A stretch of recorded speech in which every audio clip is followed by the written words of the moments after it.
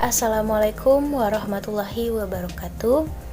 Nama saya Syabrina dari kelas 11 IPA 2. Di sini saya akan mengulas sedikit tentang serial drama Korea yang berjudul Reply 1988. Drama ini berjudul Reply 1988. Naskah drama ditulis oleh Lee Wo-jung dan disutradarai oleh Shin Won-wo. Drama ini tayang pada 6 November 2015 sampai 16 Januari 2016.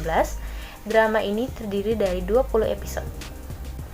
Seperti judulnya, drama ini bersetting di tahun 1988. Menceritakan tentang kisah hidup 5 orang yang sudah bersahabat sejak kecil yang tinggal di sebuah gang bernama Sasamundong di daerah Seoul, Korea Selatan.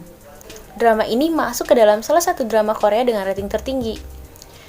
Tokoh utama dari drama ini adalah Sun Duk-sun yang diperankan oleh Hyeri dan 4 orang sahabat laki-lakinya yaitu Jung-wan yang diperankan oleh Ri Jun-yeol, Choi Taek yang diperankan oleh Park Bo-gum, Sun-wo yang diperankan oleh Ko Gyung-po, dan Do Rong-yeong yang diperankan oleh Lee Dong-wi.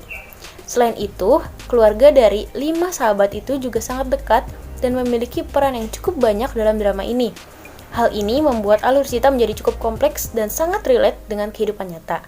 Penonton seolah berada di tengah-tengah kehidupan Sasamundong dan dapat mengenal karakter setiap pemain dengan baik.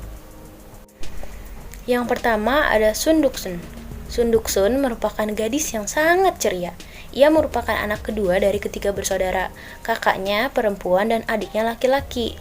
Kakak perempuannya bernama Sung Bora yang diperankan oleh Ru Hye-yong, merupakan seorang mahasiswi matematika yang sering bertengkar dengan Duk-sun, dan adik laki-lakinya bernama Sung No-eul yang diperankan oleh Choi Sung-won. Keluarga ini merupakan keluarga yang miskin yang harus menetap di rumah semi basement. Ayah Duk-sun merupakan karyawan bank yang meminjamkan uangnya kepada seorang teman yang tak kunjung membayar hutang tersebut. Hal itulah yang membuat kehidupan keluarga ini menjadi pas-pasan. Ibu Duk-sun digambarkan sebagai seorang ibu yang sabar dan penyayang. Lalu ada Jung-wan. Jung-wan merupakan anak kedua dari satu bersaudara. Kakaknya laki-laki bernama Jung-bong. Jung-wan berasal dari keluarga yang miskin, namun tidak setelah Jung-bong memenangi lotre. Setelah Jung-bong memenangi lotre, keluarga Jung-wan pun menjadi keluarga yang kaya raya. Pribadi Jung-wan yang cuek membuat ia tidak juga dapat mengungkapkan perasaannya kepada seorang yang dia suka. Meskipun begitu, ia merupakan seorang anak dan teman yang baik. Ibu Jung-wan bernama Ramiran merupakan seorang ibu rumah tangga yang tangguh. Ia mampu melakukan setiap pekerjaan rumah dengan baik. Sedangkan ayah Jung-wan, seorang pemilik toko elektronik yang ceria dan asik membawa kehangatan sendiri di keluarga ini. Lalu ada Choi Taek. Choi Taek merupakan seorang pemain Go terkenal. Go itu adalah baduk. Baduk itu adalah permainan papan yang berasal dari Tiongkok, mirip seperti catur, bedanya ini pakai batu. Choi Taek adalah seorang pemain Go terkenal yang sering mewakili Korea Selatan untuk mengikuti turnamen.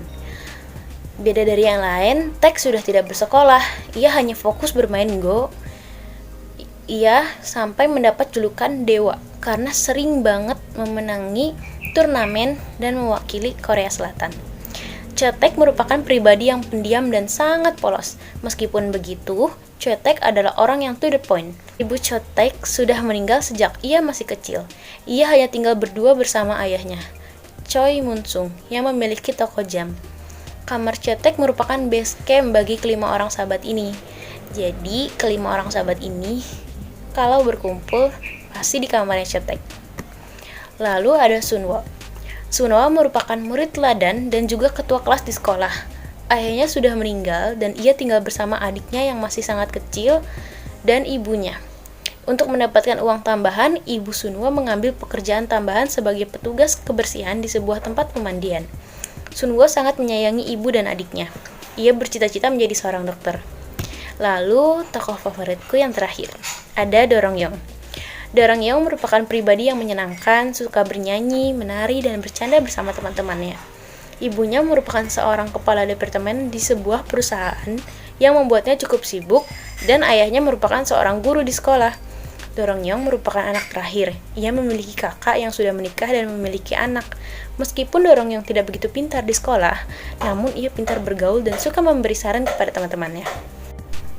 Bahasa yang digunakan para pemain pada umumnya kasar, tapi gak jarang juga lembut, jadi sangat-sangat beragam sesuai dengan karakternya masing-masing. Ada beberapa alasan yang membuat film ini sangat menarik dan recommended untuk ditonton. Yang pertama, karena setting film di tahun ini adalah tahun 1980-an. Walaupun kita bukan lahir di tahun 1980-an, tapi dengan menonton film ini, kita berhasil dibawa untuk dapat merasakan pengalaman hidup di tahun 80-an di Korea. Mulai dari perumahannya, peralatan yang digunakan, outfit, kendaraan, teknologi, bahkan iklan produk di televisi juga disesuaikan. Pokoknya totalitas banget. Yang kedua itu cerita persahabatan yang seru. Bersahabat sejak kecil membuat kelima tokoh utama sangat dekat. Mereka banyak menghabiskan waktu bersama, bahkan sampai dewasa, sampai mereka semua menggapai cita-citanya masing-masing dengan kepribadian yang beragam. Kelima sahabat ini saling melengkapi dan mendukung. Kisah persahabatan mereka juga menjadi lebih seru karena adanya kisah cinta yang timbul di antara mereka. Banyak cerita tentang kehidupan sehari-hari di keluarga dan sangat relatable. Meskipun ceritanya sederhana, tapi sangat bisa dinikmati, seru, lucu, dan kita beneran seperti ikut hidup di antara para pemain, ikutan tertawa, menangis sama mereka. Lalu beberapa kisah percintaan. Meskipun tidak menjadi tema utama drama ini, namun drama ini tetap mengisahkan cerita cinta beberapa tokohnya, mulai dari awal hingga akhir dengan kisah yang unik, menggemaskan, bahkan mengharukan. Nah, yang terakhir, misteri siapa suami Duksun. Pengambilan alur maju mundur yang ditampilkan oleh drama ini membuat penonton penasaran siapa sebenarnya sosok laki-laki yang berada di samping Duksun dewasa. Hal ini yang menjadi salah satu fokus dalam cerita. Apalagi di masa remaja, Duksun terlibat cinta segitiga dengan dua sahabatnya. Sekian dari saya buat kalian yang pengen tahu gimana suasana Korea pada tahun 1980-an dan gimana cara 5 orang tua yang beragam mendidik anak mereka masing-masing, gimana cerita persahabatan dari kecil sampai gede, sampai ketemu mimpinya masing-masing, gimana rasanya terjebak di cinta segitiga, dan gimana aktivitas anak-anak 1980-an di Korea menghabiskan waktu sebelum adanya telepon canggih. Kalian bisa banget nonton drama ini karena akan sangat-sangat menghibur, akan sangat-sangat memberikan banyak pelajaran juga. Jadi tonton.